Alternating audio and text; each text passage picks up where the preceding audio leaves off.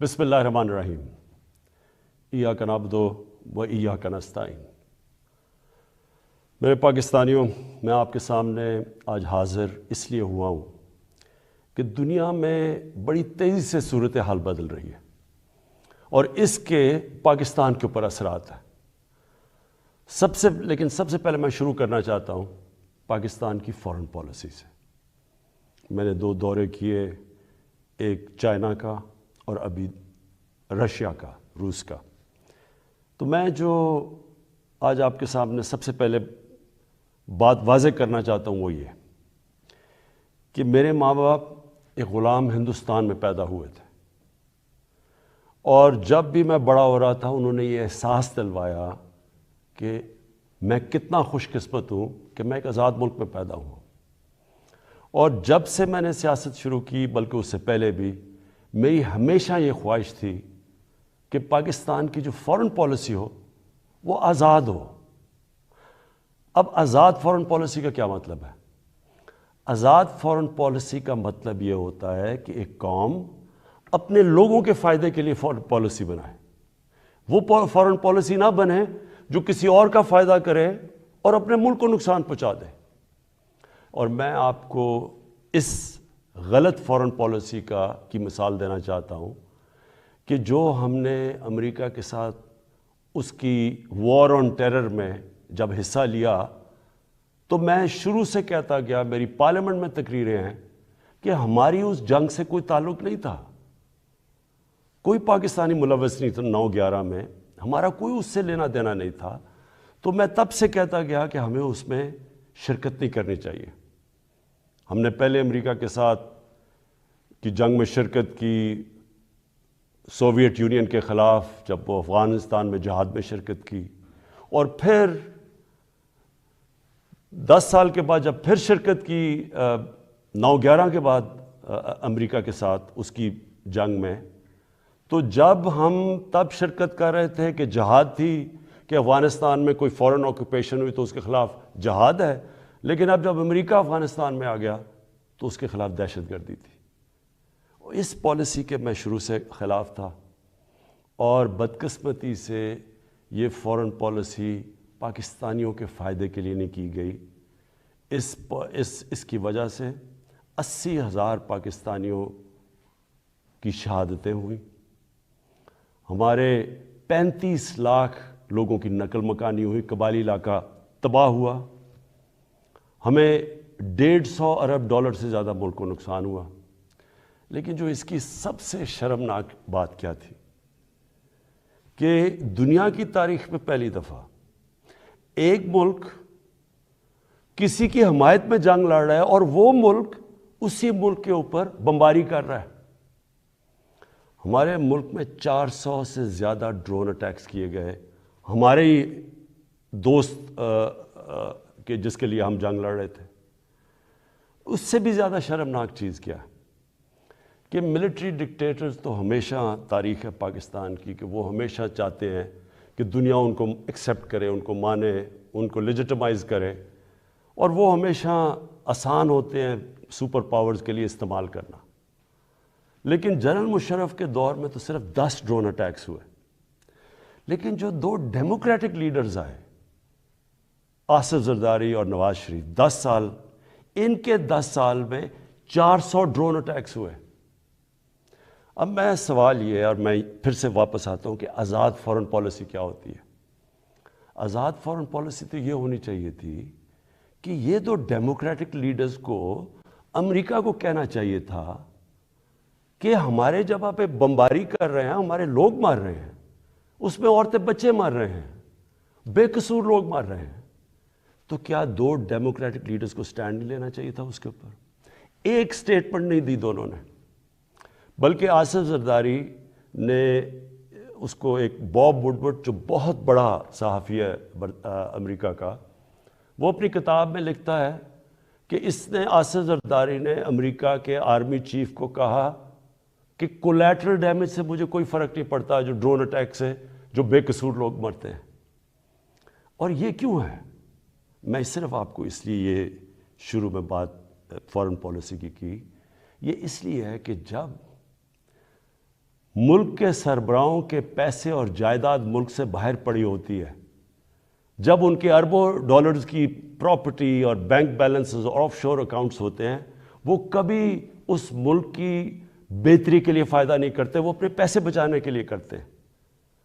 اور آج روس کے جو بڑے بڑے بزنس مین، جن کو اولیگارکس کہتے ہیں، جن کے پیسے پڑے ہوئے ہیں لنڈن اور جن کی پراپرٹیز ہیں وہاں، آج جب سے یہ جنگ شروع ہوئی ہے انہوں نے سب فریز کرنے شروع کر دیے، ضبط کرنے شروع کر دیے جو ان کے پیسے پڑے ہوئے ہیں، ان کے بزنس مین کے پیسے پڑے ہوئے ہیں مغربی بینکس میں اور مغربی کیپٹلز میں۔ تو اس لیے ہمارے ملک کی پالیسی آزاد ہو ہی نہیں سکتی۔ اور میں اپنی قوم کو آج کہنا چاہتا ہوں، آپ جب ووٹ ڈالیں تو یہ سمجھ جائیں کہ اگر اس ملک میں آپ آزاد فورن پالیسی چاہتے ہیں تو کبھی اس پارٹی کو ووٹ نہ ڈالیں جن کے سربراہ کے پیسے اور دولت اور جائیداد ملک سے باہر پڑی ہیں، وہ کبھی آزاد فورن پالیسی نہیں بنائیں گے۔ میں نے جتنے بھی دورے کیے، 2 چین کے بڑے امپورٹنٹ دورے تھے، اللہ کا کرم ہے کہ ہمارے ملک کو بھی عزت ملی اور پاکستان کے لیے انشاءاللہ وقت ثابت کرے گا بڑے زبردست۔ ہم نے دونوں جگہ بات چیت کی، خاص طور پہ چین پہ۔ جو روس میں ہم نے جانا تھا، اس لیے ہم نے جانا تھا کہ ہم نے 20 لاکھ ٹن گندم امپورٹ کرنی ہے روس سے۔ اور دوسری چیز، جو روس ایک ایسا ملک ہے جس میں میرے خیال میں دنیا کی 30% گیس ہے، تو آگے جس طرح پاکستان کی گیس کم ہو رہی ہے، ہم نے انشاءاللہ ان سے ہم نے جو معاہدے کیے ہیں کہ ان سے ہم گیس امپورٹ کریں گے۔ اور چین کے سامنے ابھی تھوڑی دیر کے بعد انشاءاللہ اس قوم کے سامنے آ جائے گا کہ جس طرح کے چین کے ساتھ ہمارے معاہدے ہوئے ہیں، اور خاص طور پہ سی پیک کا جو دوسرا فیز ہے۔ اب دوسری بات صرف میں نے مختصر کرنی تھی، اس سے پہلے میں جو ملک کے مسائل کے ہم نے حل سوچے، میں نے اور میری ٹیم نے، وہ آپ کے سامنے رکھوں گا۔ لیکن دوسری چیز ایک متنازع ایشو بنا ہوا ہے، اس کے اوپر تھوڑا شور مچا ہوا ہے کہ جی آزادی صحافت کے اوپر پابندی لگائی جا رہی ہے اور لوگوں کے منہ بند کیے جا رہے ہیں۔ میں پہلے آپ کو ایک چیز واضح کر دوں، پیکا لا، آپ سب کو یہ بتا دوں کہ یہ 2016 میں بنا تھا، اس پہ صرف ہم ترمیم کر رہے ہیں۔ جو سربراہ ملک کا جس نے کرپشن نہیں کی، جو ملک کا سربراہ ملک کے قانون نہیں توڑتا، اس کو کبھی آزاد صحافت سے، میڈیا سے کوئی خطرہ نہیں ہے۔ آج آپ اٹھا کے دیکھ لیں، پاکستان کے اخبار، میڈیا دیکھ لیں، تقریباً 70% خبریں ہمارے خلاف ہیں، ہمیں اس سے کوئی فرق نہیں پڑتا۔ لیکن یہ قانون کسی وجہ سے لے کے آئے ہیں۔ اس کی وجہ یہ ہے کہ پاکستان میں سوشل میڈیا کے اوپر اس طرح کا گند آ رہا ہے، اس طرح کی چیزیں آ رہی ہیں، چائلڈ پورنوگرافی آ رہی ہے، یعنی جو ہمارے اسلامک ویلیوز کی خلاف ورزی، ہمارے چھوڑے دنیا میں کسی بھی مہذب معاشرے میں اس طرح کی چیزیں نہیں آتی جو اب ہمارے سوشل میڈیا پہ آ رہی ہیں۔ میرے پاس ریکارڈ ہے اس وقت کہ 94,000 کیسز پڑے ہوئے ہیں FIA کے پاس، جس کے اندر گھر کی عورتوں کو تنگ کیا ہوا ہے، ان کے خلاف، اور لوگوں کے گھر اجڑ رہے ہیں کیونکہ گند اچھال رہا ہے، فیک نیوز آ رہی ہیں، تصویریں گندی دی جا رہی ہیں۔ ابھی تک صرف 38 کیسز کا فیصلہ ہوا ہے 94,000 کیسز میں سے۔ عام لوگوں کو تو چھوڑیں، پرائم منسٹر ایک ملک کو چھوڑیں کہ عمران خان ہے یا کوئی بھی ہے، اس کو بھی نہیں بخشا جا رہا۔ ایک صحافی نے 3 سال پہلے لکھا کہ جی عمران خان کی بیوی گھر سے چھوڑ کے چلی گئی ہیں، اور جی عمران خان نے کوئی غلط غیر قانونی کام کیا بانی گالہ میں نے عدالت میں کیس کیا۔ 3 سال ہو گئے ہیں، پرائم منسٹر کو ابھی تک کوئی انصاف نہیں مل رہا۔ وہی پھر سے صحافی لکھتا ہے اب پھر کہ جی ان کی بیوی گھر چھوڑ کے چلی گئی ہیں۔ ملک کا پرائم منسٹر اگر اس سے یہ ہو سکتا ہے، اس طرح کا اس کے خلاف وہ عورتیں جن کا کوئی سیاست سے تعلق نہیں ہے، تو سوچیں باقی لوگوں کا یہاں کیا ہوگا. یہی صحافی جب اس نے نواز شریف کے دوسرے دور میں اس کے کرپشن پہ لکھا تھا, اس کو 3 دن اس نے بند کر کے ڈنڈے مارے تھے. ہم جا رہے ہیں قانونی طور پہ, اور یہ حال ہے کہ یہاں بھی یہ حال ہے کہ ہمارے ایک وزیر کے خلاف کسی خاتون نے لکھا, اس نے انگلینڈ میں جا کے انصاف لیا, ادھر اس کو فائن کیا گیا. اب مراد صحیح کے خلاف بات ہے, مراد صحیح سوچ رہے ہیں انگلینڈ میں قانون لے جا کے کیس کرنا. شوکت خانم کے اوپر ایک میڈیا ہاؤس جنگ گروپ, انہوں نے شوکت خانم کے اوپر لکھا کہ شوکت خانم کا جو پیسہ ہے وہ تحریک انصاف کو جا رہا ہے. اتنی بھی زحمت نہیں کی کہ کم از کم شوکت خانم سے پوچھ تو لیتے, ان کا ورژن تو لے لیتے کہ کیسے چیک جو شوکت خانم ہے وہ تحریک انصاف کے اوپر جا رہا ہے. اب شوکت خانم پہلے ہی ایک نون لیگ نے, حنیف عباسی نے شوکت خانم کے اوپر اسی طرح کہا تھا کہ پیسہ چوری ہو رہا ہے. وہ کیس 10 سال ہو گئے ہیں, وہ لوور کورٹ سے جیت چکی ہے شوکت خانم, 10 سال کے بعد بھی انصاف نہیں. تو اب شوکت خانم انگلینڈ میں جدھر رجسٹرڈ چیریٹی ہے اور امریکہ میں ادھر کیس کرنے جا رہی ہے اسی جنگ گروپ کے اوپر. تو کہنے کا میرا مقصد یہ ہے کہ یہ تو دنیا میں کہیں بھی نہیں ہوتا. آزادی صحافت کے نام پہ یہاں مافیاز بیٹھ کے بلیک میل کر رہے ہیں, ان کے ایجنڈے کچھ اور ہیں, یا ایسے صحافی بیٹھے ہیں جو پیسے لے کے یہ ساری گند اچھال رہے ہیں, بلیک میل کر رہے ہیں گورنمنٹ کے اوپر. میں نے آپ کو کہا کہ ساری زندگی میں نے تنقید دیکھی ہے, میں کرکٹ کیپٹن سے مجھے تنقید ہوتی تھی, میں نے سارے مغرب میں دیکھا ہوا ہے کہ کیا ہے. انگلینڈ کے اندر جدھر سے ہم نے جمہوریت کے ویلیوز لے کے آئے ہیں, میں نے انگلینڈ میں ایک کیس لڑا ہے, یہ جو ہرجانے کا کیس, سب سے بڑا ان کا کھلاڑی تھا جس کا میرا کیس ہوا تھا. مجھے پتہ ہے کہ کبھی بھی کسی کی جرت نہیں ہو سکتی, جو یہاں چیزیں جس طرح کی غیر ذمہ دارانہ چیزیں یہاں آتی ہیں, کسی کی جرت نہیں ہو سکتی کہ یہی جا کے آپ کسی اور جمہوریت کے اندر کریں. تو میں یہ صرف اس لیے کہہ رہا ہوں کہ یہ اس ملک کے لیے اتنا ضروری ہے. مجھے اتنے لوگ کال کرتے ہیں, مائیں کال کرتی ہیں, میسیجز دیتی ہیں کہ کس طرح کے حالات ہو گئے ہیں, کیونکہ کوئی پوچھنے والا نہیں ہے. تو اس کے اوپر میں نے صرف یہ کلیئر کرنا تھا کہ اس کا کوئی آزادی صحافت سے تعلق نہیں ہے. جو اچھے صحافی ہیں وہ خوش ہوں گے کہ فیک نیوز ختم ہو, وہ تو ان کی تو کریڈیبلٹی ہوتی ہے کہ صحیح, اور اچھی صحافت تو ایک اثاثہ ایک معاشرے کا. ان کی جو تنقید ہوتی ہے وہ ہمارے پرائم منسٹر وزیروں کو آگاہ رکھتی ہے کہ ہم نے کیا کرنا ہے, ہم کیا غلطیاں کر رہے ہیں. لیکن یہ بلیک میل کرنا, گند اچھالنا, گھر کی عورتوں کو اس طرح کی چیزیں کہنی, پرائم منسٹر, ملک کا پرائم منسٹر, اب یہ 3 مین اخبار ہیں یہاں. میں نامنیٹ کرتا ہوں آزاد کشمیر کا پرائم منسٹر جب ہماری پارٹی الیکشن جیتتی ہے. 3 مین اخباروں کے فرنٹ پیج پہ آتا ہے کہ جی وہ جادو ٹونے سے یا پتہ نہیں ستارے دیکھ کے اس کو آزاد کشمیر کے پرائم منسٹر کو سلیکٹ کیا گیا. یہی چیز کہیں بھی انگلینڈ اور مغرب کے اخباروں میں کرتی ہے. میں آپ کو یقین دلاتا ہوں کہ ان کے اوپر اتنا بڑا ہرجانہ ہونا تھا کہ ان کی شاید اخبار ہی بند ہو جاتے.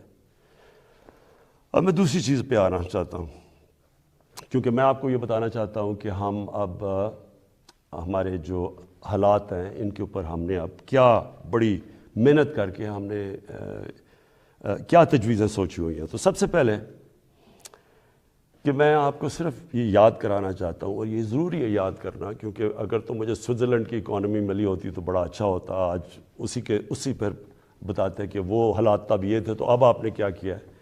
تو جب ہمیں اکانومی ملی تھی 2018 میں, جو سب سے بڑا پاکستان کی تاریخ کا خسارہ تھا, اندرونی بھی فسکل ڈیفیسٹ بھی اور بیرونی جس کو کرنٹ اکاؤنٹ ڈیفیسٹ کہتے ہیں, وہ پاکستان کی تاریخ میں سب سے بڑا ڈیفیسٹ تھا.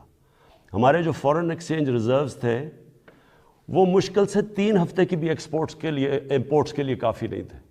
ہماری کئی باہر کی لائبلٹیز جو تھی ہم پیسے نہیں دے سکتے تھے. یہ وہ پاکستان ملا تھا. اور اس کے بعد اتنے مشکل وقت سے نکلتے ہوئے اس کے بعد ہم کرونا آ گیا. اب کرونا کا میں صرف آپ کو یہ بتا دوں کہ یہ 100 سال میں ایک دفعہ اتنا بڑا کرائسس آتا ہے جو کرونا آیا. دنیا میں آپ دیکھ لیں کہ حالات کیا ہوئے. اچھی بھلی اکانومیز اجڑ گئیں. برطانیہ، ہندوستان جو بڑی تیزی سے آگے جا رہا تھا اس کی مائنسز میں گروتھ ریٹ چلی گئی.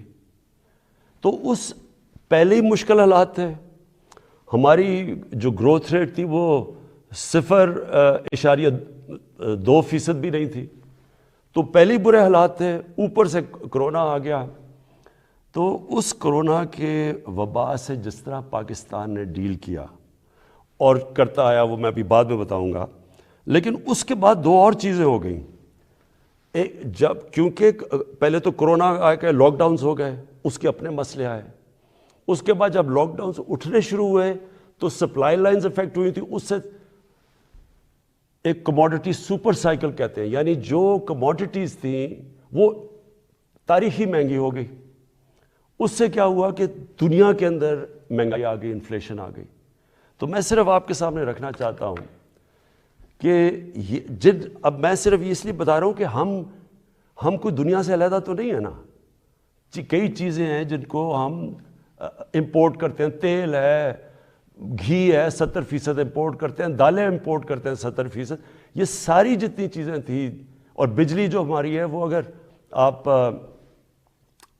60% جو بجلی ہے وہ امپورٹڈ فیول سے بنتی ہے، یعنی یا کوئلے پہ یا اب گیس پہ اور یا پھر تیل پہ.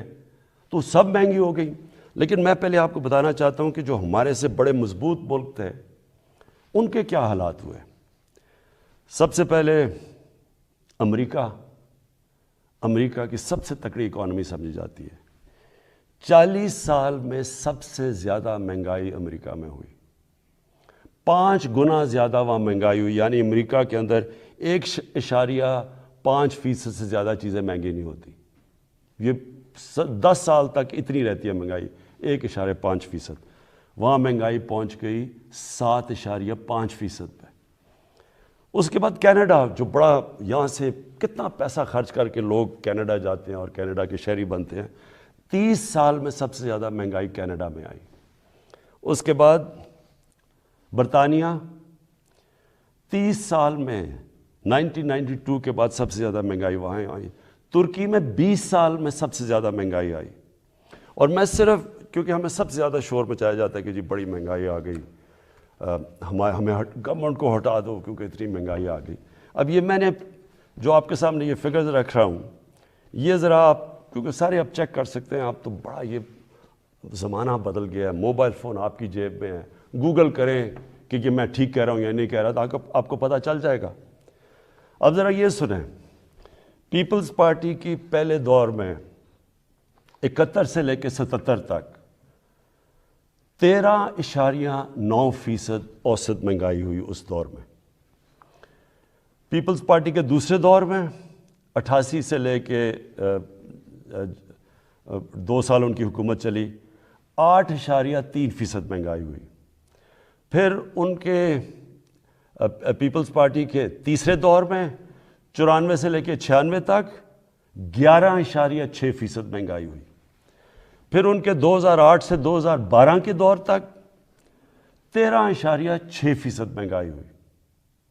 اب یہ ساری نوٹ کر لیں فگرز کہ ان کے 4 دور میں کتنی مہنگائی ہوئی. کہ صرف ایک دور میں، دوسرے دور میں 8.3 ہوئی تھی، باقی ساری 10% سے زیادہ مہنگائی ہوئی.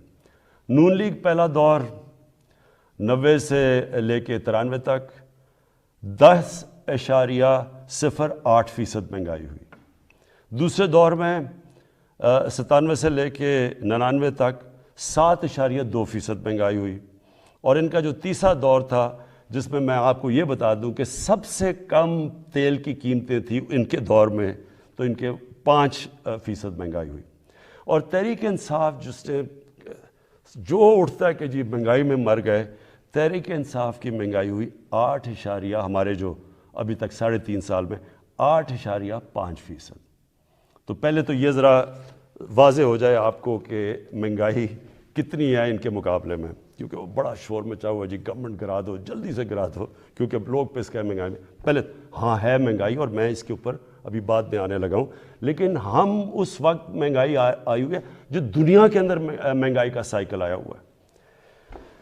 اچھا جی، پھر تحریک انصاف دوسری چیز کہتے ہیں جی بڑی ہماری نااہل حکومت ہے. تو میں صرف اب آپ کو صرف جو انٹرنیشنلی مانا گیا کہ تحریک انصاف نے کس طرح یہ سارے چیزوں کا مقابلہ کیا، اب میں صرف انٹرنیشنل اکنالجمنٹ بتا رہا ہوں کہ دنیا نے تحریک انصاف جو اس وبا میں جو 100 سال میں ایک دفعہ اتنا بڑا بحران آتا ہے تو دنیا کیا کہتی ہے.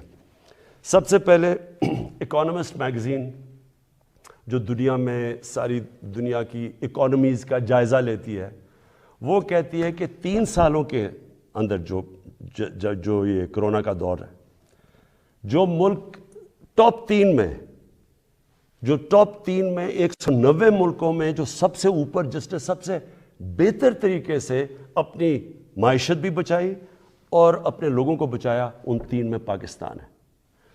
ورلڈ بینک نے تعریف کی، ورلڈ اکنامک فورم نے تعریف کی، ورلڈ ہیلتھ آرگنائزیشن نے خود مثال دی پاکستان کی کہ جس طرح انہوں نے اس چیلنج کا مقابلہ کیا. تو اگر اتنا نااہل ہوتا ملک، تو دنیا کے اندر جدھر ساری دنیا کی بڑی بڑی اکانومیز ہمارے سے بہتر سسٹمز جن ملکوں کے تھے، اگر وہاں اتنی تباہی آئی ہے اور پاکستان اس سے نکلا ہے. بل گیٹس جب ابھی مجھے ملنے آئے تو انہوں نے خاص پوچھا کہ کیا آپ نے قدم اٹھائے تھے کہ آپ اتنے بڑے چیلنج سے آپ اتنی بہتر نکلے. وہ باقاعدہ NCOC جدھر سے ہمارا سارا یہ کنٹرول ہم کرتے تھے، باقاعدہ وہاں گئے، انہوں نے تعریفیں کی اور پھر یہ بھی تعریف کی کہ ایک طرف ہم کرونا سے لڑ رہے تھے اور دوسری طرف اب پچھلے سارے سال میں کوئی پاکستان میں پولیو کا کیس نہیں ہوا. تو یہ اگر حکومت اتنی نااہل تھی. پھر اس کے بعد جو ہمارا احساس پروگرام ہے، احساس پروگرام کو ورلڈ بینک نے دنیا کے 4 ٹاپ پروگرامز کے اندر کہا گیا کہ جو سب سے بہترین احساس پروگرام تھا اس مشکل وقت میں، جنہوں نے لوگوں کے لیے آسانیاں پیدا کری، وہ تھا. پھر اس کے علاوہ میں صرف ایک اور بھی ایڈ کرنا چاہتا ہوں کہ کبھی ہمارے سے پہلے مجھے بتائیں یہ 2 جماعتیں، کبھی انٹرنیشنلی کسی چیز میں ان کی کوئی تعریف کی گئی ہو؟ کلائمیٹ چینج کے اندر برطانیہ کے پرائم منسٹر نے یونائٹڈ نیشنز جنرل اسمبلی میں پاکستان کی تعریف کی کہ پاکستان جس طرح کلائمیٹ چینج سے جو اگلا بہت بڑا مسئلہ دنیا کو آ رہا ہے، اس نے صرف اور صرف پاکستان کی تعریف کی. اچھا جی، اس کے بعد میں جو آپ کے سامنے جو ابھی چیزیں لے کے آ رہا ہوں کہ ہم نے کرنا کیا ہے تاکہ آپ سب، میری ساری قوم تیار ہو جائے اس کے لیے. اب اس سچویشن کے اندر اب میں ذرا آپ کو بتاؤں کہ ایک طرف اکانومی کا برا حال تھا، پھر اوپر سے کرونا آ گئی، پھر وہ ایک دنیا کے اندر قیمتیں چڑھ گئیں، اور پھر افغانستان کا کرائسس آ گیا. افغانستان میں کیا ہوا تھا؟ افغانستان میں لوگوں نے پینک کر کے ڈالر خریدنے شروع کر دیے. ڈالر آ کے انہوں نے پاکستان سے خریدے کیونکہ وہاں لوگوں کو انسرٹنٹی تھی. اس سے پریشر پڑ گیا ہمارے روپے کے اوپر. اور اس کے بعد وہ بھی میں بعد میں ہوں کہ اب یوکرین آ گیا، لیکن اس سے پہلے اب سوچیں کہ اس ساری چیز میں پاکستان نے اس مشکل وقت میں پاکستان کی جو اکانومی تھی، جو ہماری دولت میں اضافہ ہوا، جو گروتھ ریٹ تھی، اور وہ ورلڈ بینک ویریفائی کر رہا ہے، وہ 5.6% تھی. 5.6% نون لیگ کے آخری سال میں تھی، جب انہوں نے خسارہ کر کے، قرضے لے کے اور بڑے خسارے کر کے، جب انہوں نے جو ان کی بیسٹ 5ویں سال میں تھی، وہ تیسرے سال میں تحریک انصاف کے 5.6% تھی. یہ ہم نہیں کہہ رہے، یہ ورلڈ بینک نے ویریفائی کی ہے. اس کے علاوہ کیا ہوا؟ پاکستان کی دولتوں میں یہ کیسے اتنی زیادہ ہماری گروتھ ریٹ بنی؟ پاکستان کی تاریخ میں سب سے زیادہ ریمیٹنسز بیرون ملک پاکستانیوں نے بھیجی، 31 ارب ڈالر. یہ تقریباً 10 ارب ڈالر زیادہ تھی جو کہ ہمارے سے پہلے ریمیٹنس بھیجتے تھے. پاکستان کی تاریخ کی سب سے زیادہ ایکسپورٹس کی گئی. پچھلے 5 سال میں جو پچھلا نون لیگ کا دور تھا، ایکسپورٹس وہیں کی وہیں تھی. میں آپ کے سامنے ایک یہ رکھتا ہوں، یہ میں چاہتا ہوں کہ یہ ذرا آپ گراف دیکھ لیں. اس گراف میں آپ کو یہ نظر آئے گا کہ 2000 سے گراف ہے اور 2020 تک. اس گراف کے اندر آپ دیکھیں گے کہ یہ روانڈا اسی دور میں کدھر سے کدھر چلا گیا، ویتنام اس دور میں کدھر سے کدھر چلا گیا، چائنا اس کدھر گیا، ہندوستان کدھر گیا، بنگلہ دیش کدھر گیا، اور پاکستان سب سے نیچے. یعنی ہماری ایکسپورٹس بڑھی نہیں، اور جب تک ایکسپورٹس نہ بڑھیں وہ ملک آگے بڑھ ہی نہیں سکتا. تو ہم نے، مجھے اور فخر ہے اس چیز پہ کہ 38 ارب ڈالر کی پاکستان کی تاریخ میں سب سے زیادہ ہم نے ایکسپورٹس کی، ان سارے چیلنجز کے باوجود. پھر ہماری جو ٹیکس کلیکشن ہے، کوئی سوچ بھی نہیں سکتا تھا کہ جب لاک ڈاؤنز ہوئے ہوں اور اکانومی سلو ہوئی ہو، اس دور میں پاکستان کی جو ٹیکس کلیکشن ہے وہ 6000 ارب روپے سے زیادہ ہوئی. ریکارڈ ہے پاکستان کی تاریخ میں، اور یہ گروتھ تھی 31% ہماری ٹیکس کلیکشن کی گروتھ ہوئی. اور پھر سے میں ریپیٹ کرتا ہوں، یہ ساری جتنے بھی میں اعداد و شمار آپ کو دے رہا ہوں اپنے موبائل فون کے اوپر، یہ سب چیک کر سکتے ہیں. پھر جو 4 بڑی پاکستان کی فصلیں تھیں، گندم، چاول، شوگر، گنا اور مکئی، پاکستان کی تاریخ میں سب سے زیادہ ان کی پروڈکشن ہی نہیں ہوئی ان 4 کی، کیونکہ ہم نے پیکج دیے ہوا تھا اپنے کسانوں کو. قیمت بھی سب سے زیادہ ملی. تو صرف کسانوں کے پاس پہلی دفعہ 1100 ارب روپیہ اضافی پیسہ گیا کسانوں کے پاس. اور یہ اس سے کیا ہوا؟ کسانوں کے پاس جب پیسہ زیادہ گیا، ہم نے پہلے یہ شوگر ملز والے ان کو پیسے ٹائم پہ نہیں دیتے تھے، ان کی کٹوتی کر دیتے تھے، ان کو پیسے کم ملتے تھے، لائنیں لگی ہوتی تھیں ان کی، یعنی شوگر ملز کے باہر کسانوں کی.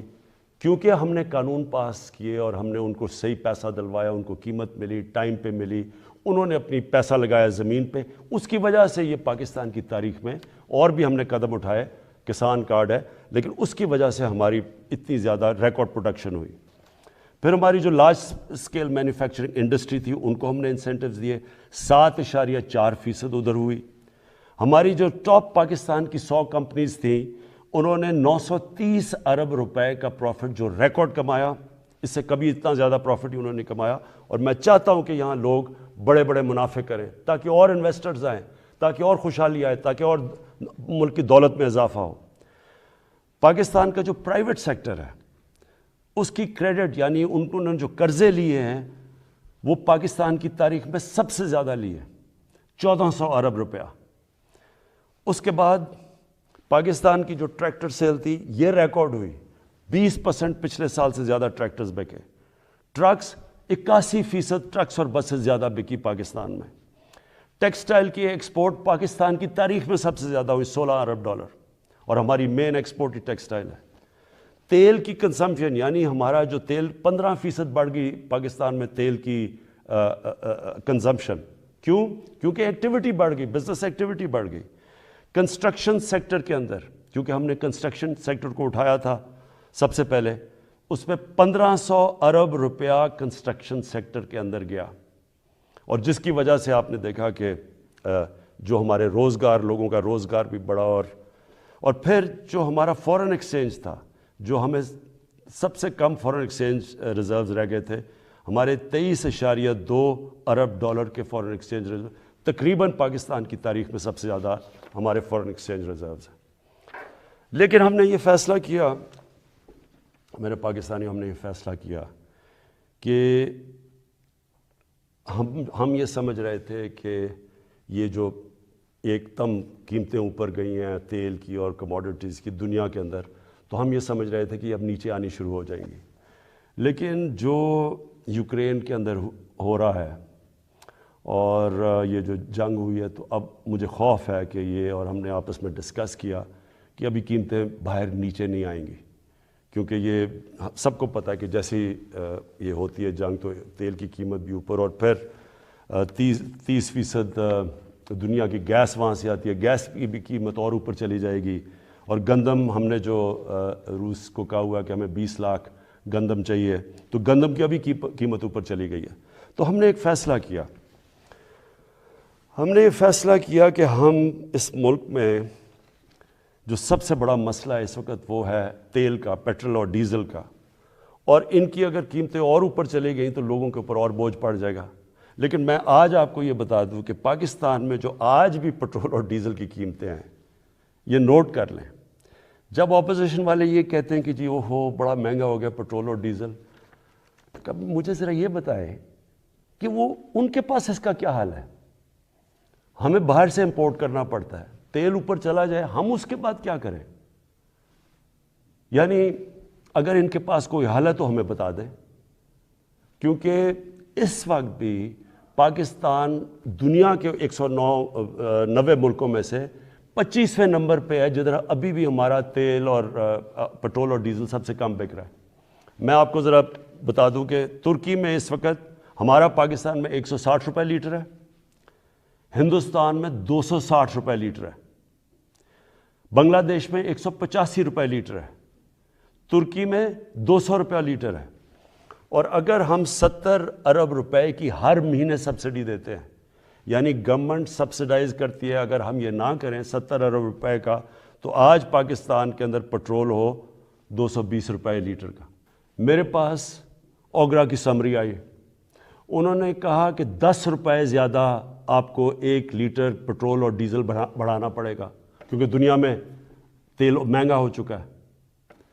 تو میں آج آپ کے سامنے بڑی خوشخبری یہ سنانا چاہتا ہوں کہ بجائے 10 روپے بڑھانے کے ہم نے فیصلہ کیا ہے کہ 10 روپے پٹرول اور ڈیزل کو آج ہم کم کر رہے ہیں. اب پھر سے میں آپ کو بتاؤں کہ بجلی 60% امپورٹڈ فیول سے بنتی ہے، جو میں آپ کو پہلے بتا چکا ہوں. جیسے باہر گیس مہنگی ہوتی ہے، کوئلہ مہنگا ہوتا ہے، تیل مہنگا ہوتا ہے، تو یہاں ہمارا جس کو کہتے ہیں فیول ایڈجسٹمنٹ چارج وہ بن جاتا ہے، ہماری بھی چیزیں اوپر چلی جاتی ہیں. ہم نے یہ بھی فیصلہ کیا کہ ہم اپنے لوگوں کو اب اس سے بچائیں گے. اگر ڈیمز بنا لیتے پہلے تو پاکستان کو تو بڑی سستی بجلی ملتی تھی، کیونکہ پانی سے جو بجلی بنانی ہے وہ ہمارے لیے، ہمیں تو کوئی فرق ہی نہیں پڑتا کہ باہر مہنگائی ہو یا نہ ہو. لیکن کوئی ڈیمز نہیں بنائی، 50 سالوں میں پاکستان میں کوئی ڈیمز نہیں بنی.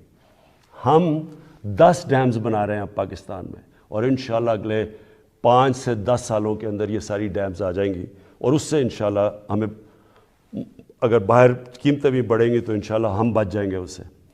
تو میں بجلی کا اب ہم نے فیصلہ کیا ہے کہ 5 روپے یونٹ ہم بجلی کم کر رہے ہیں. 5 روپے یونٹ بجلی کم کرنے کا مطلب کہ 20% سے 50% آپ کے بجلی کے بل کم ہوں گے. اور یہ بھی ہم اس کے لیے سبسڈی اور بڑی محنت سے اور جگہ سے ہم نے سبسڈی نکالی ہے. اور میں یہ کیونکہ سب سے بڑا مسئلہ لوگوں کو ہوتا ہے بجلی اور پٹرول اور ڈیزل، اس کی وجہ سے ساری چیزیں مہنگی ہو جاتی ہیں. تو ہم نے یہ فیصلہ کیا کہ ہم اگلے بجٹ تک ان 2 چیزوں کے اوپر ہم اب کوئی اضافہ بھی نہیں کریں گے، اور اس سے پہلے ہم نے یہ ان کو کم بھی کر دیا. 5 روپے یونٹ بجلی اور 10 روپے بلکہ 20 روپے پورا بنتا ہے پٹرول اور ڈیزل کا. پھر ہم نے احساس پروگرام کے جو نچلے طبقے کے اوپر جو ہم 12,000 روپے دیتے تھے، جو 80 لاکھ خاندان کو ہم دیتے ہیں، اس کو ہم نے 12,000 سے 14,000 پہ کر دیا. پھر ہم نے ایک اور کام کیا نوجوانوں کے لیے جو گریجویٹس ہیں، جس نے BA کی ہوئی ہے، جس کے پاس نوکری نہیں ہے. ہم نے فیصلہ کیا کہ ہم ان کو انٹرنشپ دلوائیں گے. 30,000 روپے جو بھی گریجویٹ ہوگا اس کو کہیں انٹرنشپ دلوائیں گے تاکہ ان کو کم از کم کوئی پیسہ ملے.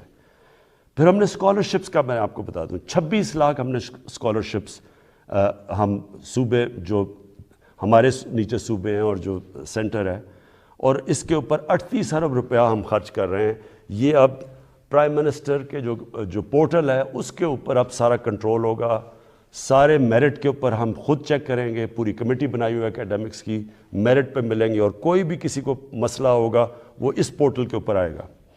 لیکن پھر اب جو IT سیکٹر جو فیوچر ہے ہمارے نوجوانوں کا، جس طرف دنیا جا رہی ہے ٹیکنالوجی کی ریولوشن، یہ ذرا آپ سنیں. IT سیکٹر کے لیے اس میں IT کمپنیز بھی ہیں اور فری لانسرز بھی ہیں.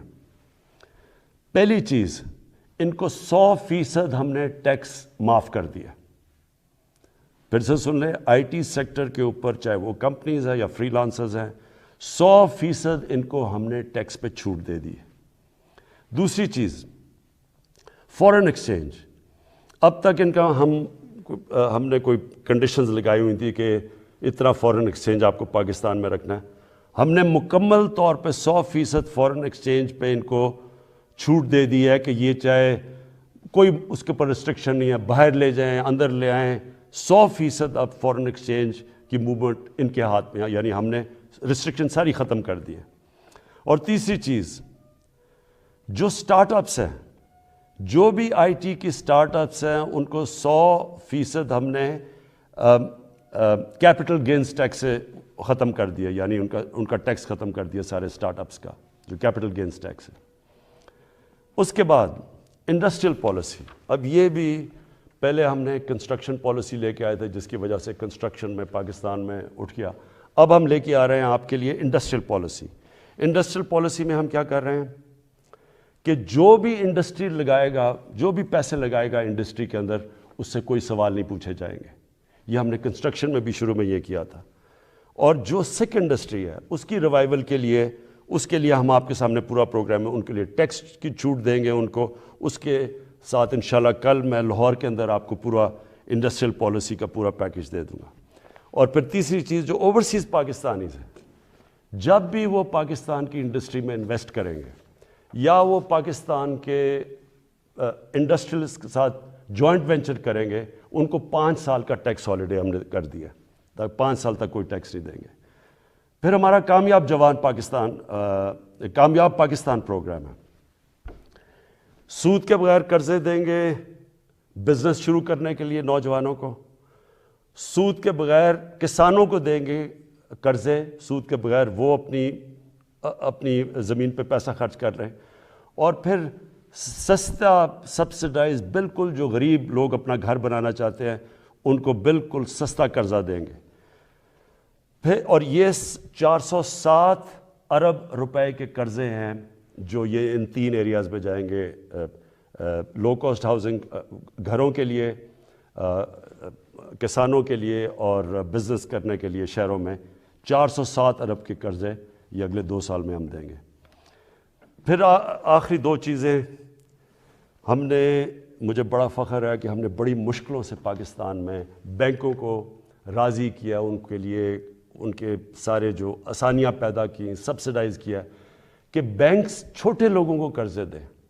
ابھی تک تنخواہ دار لوگ، وہ ابھی تک ان کو بینک قرضے نہیں دیتے تھے۔ کمزور یعنی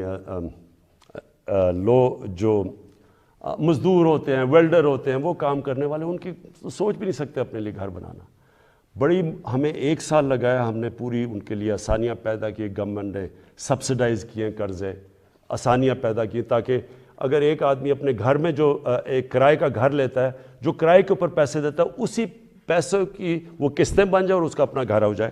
تو مجھے بڑی خوشی یہ ہے کہ بینکوں نے اب تک اس میں 150 ارب روپے کے لو انکم غریب لوگوں کی، جن کی آمدنی نہیں ہے، ان کو دے چکے ہیں اپروولز، جس میں 50 ارب روپیہ ان گھروں کے لیے دے چکے ہیں، یعنی وہ کام شروع ہو گیا، گھر بننے شروع ہو گئے۔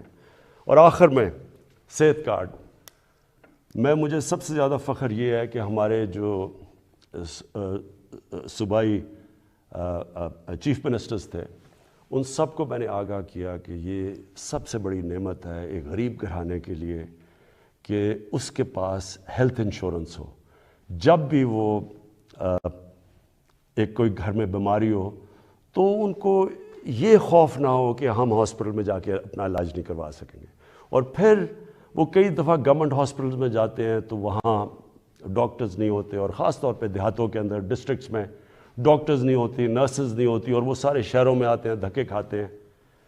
یہ جو صحت کارڈ ہے، یہ پاکستان کی تاریخ میں نہیں، یہ شاید ڈیولپنگ ورلڈ میں بھی، بلکہ ڈیولپڈ ورلڈ میں بھی اس طرح کا کہ آپ نے ہر گھرانے کو، ہر جو ہمارے صوبے ہیں سندھ کے علاوہ، کیونکہ پروونشل گورنمنٹس اس کا پیسہ دے رہی ہیں، ہر گھرانے کے لیے ہم انشاءاللہ مارچ کے آخر تک پنجاب میں ہر گھرانے کے پاس صحت کارڈ ہوگا۔